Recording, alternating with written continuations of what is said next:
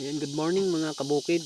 Ayan, ito naman po yung actual video na in-upload ko na helicopter. Ayan, yan po yung pinaka-actual video na i-content ko na helicopter. So medyo hirap ako magpasok dyan mga kabukid kasi nga sobrang liit. Parang naliitan ko ata ng pagkagawa yung butas niya na papasukan ko sa loob.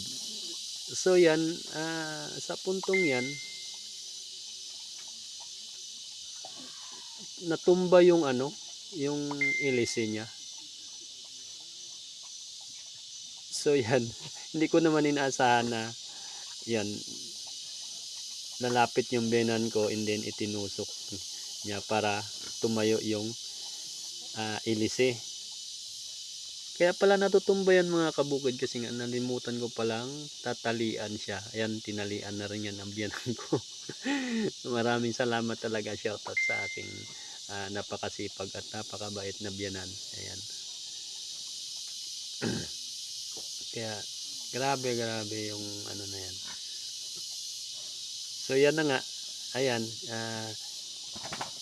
pilit kong inaabot yung ilisi mga kabukid kasi nga para mapakita ko sa pinaka actual na edit talaga na umiikot din siya, na umiikot yung kanyang ilisi. So yan, so medyo na ayan, natumba nga siya ulit to kasi nga nakalas yung yung tinali ng biyanan ko. So hindi siya masyadong mahigpit, pero ayan, lumabas ako ulit kaya itinusok ko yan siya. Ayan, sa puntong yan medyo lumiyab pa yung ginawa kong yung mistulang tambotso niya. Nilagay ko kasi siya sa loob mga kabukid. So sa puntong yan medyo mga umapoy nga siya, nagliyab. So ayun, inano ko rin, medyo pinatay ko yung apoy para naman umusok naman siya ulit.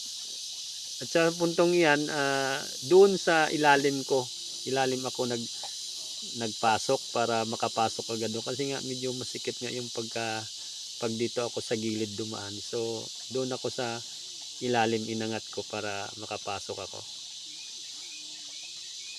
So yan mga kabukid, yung pinaka-actual video. Maraming